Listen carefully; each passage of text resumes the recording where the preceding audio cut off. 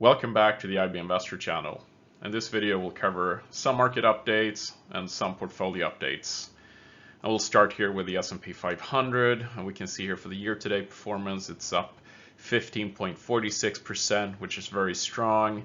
We can also see here for the past 5 days it's actually up 1.13%. So and I would say that it's pretty much or mostly tech here that is driving the growth for this year, but still pretty strong performance still for this index.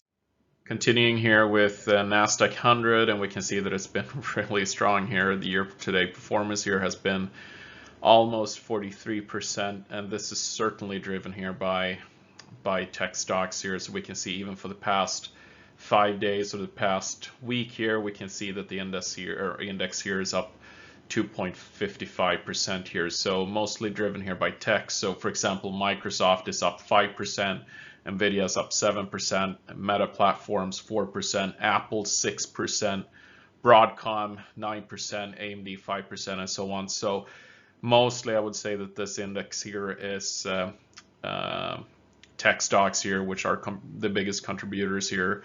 So very strong performance here, and certainly a good recovery here from the fiscal year 2022, where the Nasdaq was down pretty heavily. So certainly a return here for the growth stocks and the tech stocks certainly. Now for the home base here in Sweden, we can see that our index here, the 30 most traded companies here, our index year to date is only up 1.21%, so lagging that of Nasdaq 100 certainly, and even S&P 500 here. And for the past week here or 5 days, we're actually down here 0.14%. So no biggie really compared to how it's looked like or how it looked like in the past here, but still obviously some differences here in Sweden compared to that of US tech stocks here. Now for a deeper dive here just for the large cap companies here, and we can see that most of them are actually down year to date here, so 97 of them are down, only 70 of the companies here are up. So we can start here with the left side, and this is not all of them, just a few here. So we can see the biggest losers here: Viaplay down 88%, Samhällsbyggnadsbolaget at 80%, Hexatronic here 82%. So quite a few companies here at large cap that have lost a lot of its capital here, of the share price that is. And we can also see here that Embracer Group, the gaming company, is down almost 60% here, Intrum 56%. So many big popular companies are down huge this year that were previous winners here for many years. We can also see here the heat pump manufacturer NIBE down almost 33%. So many of the very popular stocks are down this year. However, on the winner side, we do have some big winners here. So Hemnet, a online broker page here with share returns here of almost 77% year to date. We also have a steel manufacturer or specialized steel manufacturer company here, Alema, that was spun off recently, that has went up 72%. Traton, which is a truck manufacturing company that consists of I think it's Scania and MAN and maybe some other companies within this brand. I think they acquired maybe some company in the US, I don't remember the name. And then Lindab, Hennes & Mauritz, the clothing company here. So some big winners here on the right side here that has actually performed pretty well here. And but as I said previously, a lot of losers this year, unfortunately. So it's going to be a tough year. It's not many weeks left on this year, and I don't think that any of these will turn to positive this year, because that would require a huge return here going back to positives here. But it'll be interesting to see if at least these winners will stay on the winner side, or if some of these 70 will walk over to the loser side here for this year. Now for some update here from my own personal portfolio here. So the CEO of Nordnet here, which is one of the leading online brokers here in Sweden for financial services, has sold about 500,000 shares here, which amounts to about 83 million Swedish kroners. So he did that to cover the cost for some taxes here going forward. So, but you know, it's never good news when CEOs are selling shares in the companies that you own. You rather want to see the opposite, that they're never reducing their stake, but rather just increasing it over time. As a segue also to Nordnet's customers, so this can just be interesting to see that they did increase the amount of customers here to 1.8 million customers right now, so an increase of 0.7% month over month, or about 8.8% here year over year. We can also see here that the savings account figure here went down a little bit actually, so down 1.8% here, and still it's up about 8.5% year over year here, so not so bad. But it's just interesting to see how the numbers and figures are moving here. We can also see that the amount of transactions has decreased a little bit actually year over year, so 4.9% here in Sweden. It's actually up about 7% in Norway, up 7% in Denmark, up 10% in Finland actually. So overall, the transactions here in the Northern European countries here are up about 2.1 or 2.5% here. So quite interesting to see. But yeah, some updates just for the trading here in Sweden and in the northern countries here in Europe. Christian Dior is my second biggest holding here, so I hold both Christian Dior and Louis Vuitton Moet Hennessy, so 32 shares of Christian Dior and 10 shares of Louis Vuitton Moet Hennessy here. So the big news here was that one of their competitors here, Diageo, fell about 12% this week on weak earnings, on their weak earnings here during this week. So Christian Dior and Louis Vuitton took some hits here as well, and even Kering, which I also own here. So not a good week for luxury companies here, and we can also see here how much did actually fall here. So, but at least for this week, it's down about 2.5%. But since this is being one of the bigger holdings on my portfolio, of course, it hurts me a little bit when it goes down this much. But then again, in reference, like 2.5% is not so much in the bigger scope, so to speak. But still, some negative news here from Diageo that made many of the luxury companies here to go down, unfortunately. Now for Brookfield Corporation, which is also one of my bigger ones. So here we can see the share price development over time, and in combination with Brookfield Asset Management, which is also owned here by Brookfield, those two combined accounts for about the third biggest holding here in my portfolio.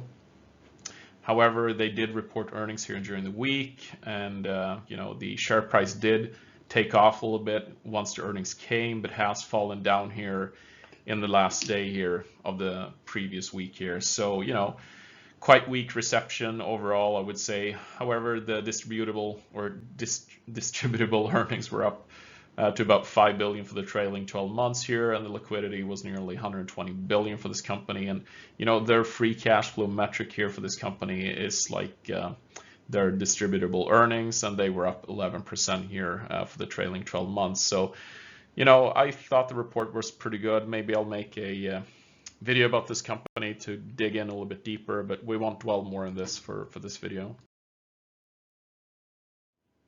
Now for Brookfield Asset Management, which is also then the third biggest company here in my portfolio here. So I won't dwell on the numbers too much, but fee-related earnings here were up 13% year over year, and inflows of $61 billion year to date, and about $71 billion here for the rolling 12 months.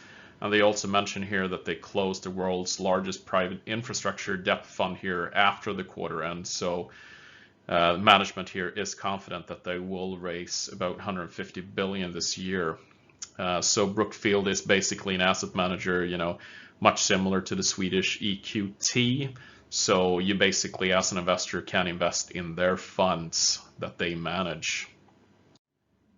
Now for some positive news here, received some information here that Visa, which is a holding in my portfolio here, increased their dividend here, so going from $0.45 here a share to 52 cents here a share, which amounts for about 16% increase.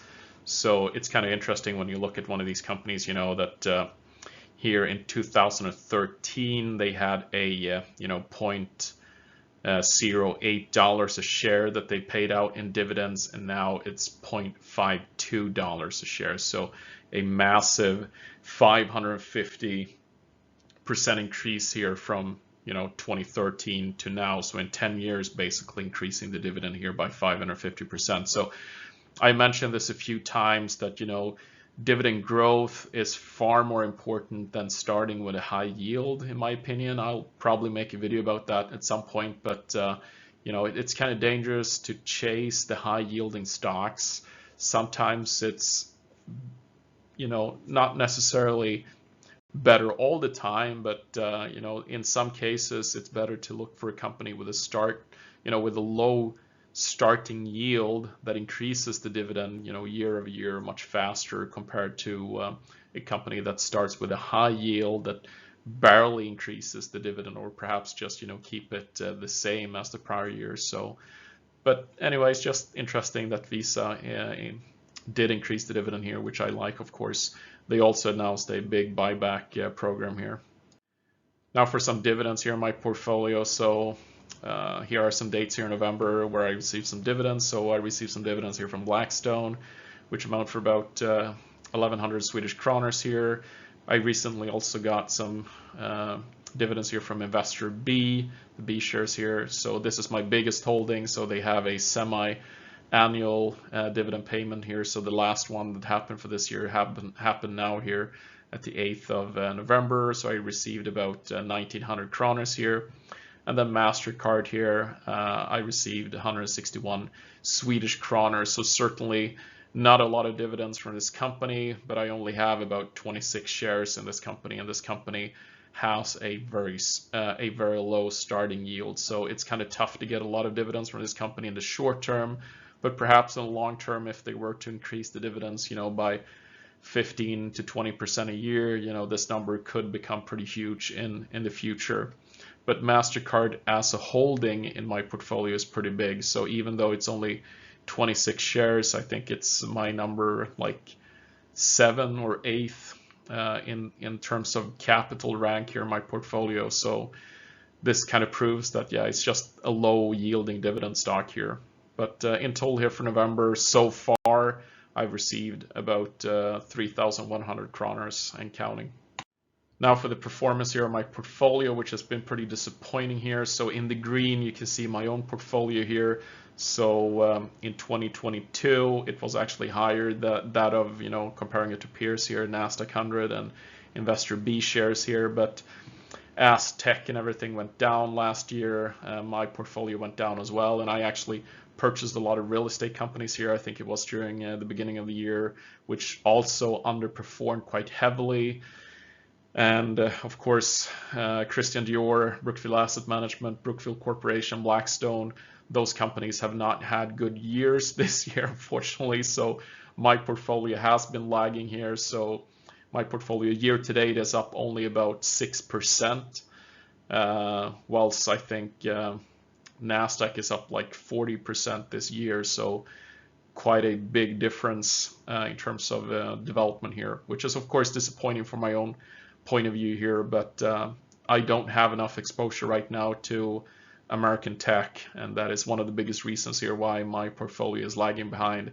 But you know, maybe in the future I would have to, you know, allocate differently unless my portfolio picks up here. But I try not to be too active in the transactions here because of transaction costs and, you know, lost opportunity. Because oftentimes when you start trading stocks that have performed badly, then, you know, as soon as you will sell them, they will just pick off and keep on compounding, so to speak. So, but yeah, so far, you know, at least for this period, my portfolio has only performed about 19% here for the past 3 years, which is not very strong. So I hope for some recovery here in the next coming quarters and years here, so that I can get some better returns than what I've achieved so far. But this is, the short term, and we know that the prior year in 2022 was a pretty rough year for most people here. So, and since I'm not a trader either, I can't really do a lot of things in the short term here either, rather than just doing good due diligence here and try to find good quality companies. And I think for the most part, at least, I have found some good compounders in my portfolio, but we'll have to, wait and see how this develops. But my plan is that I will try to share this, continuously, perhaps maybe once a week, but I'm not sure if maybe that's too frequent, but at least once in a while, so that I can keep you guys updated with my own portfolio updates here as well, so that you can see the returns. And my plan is also that I will try to make some videos here where when I make the transactions here too. Thanks for watching this video. Please hit the like button and subscribe for more content here. A little bit of a different video compared to the other ones. I hope you liked it. If not, please do comment perhaps what I should have changed or improve, because I'm really eager here to get an understanding of what works and what does not work. So anyways, thank you very much for watching this video. Thank you. Bye.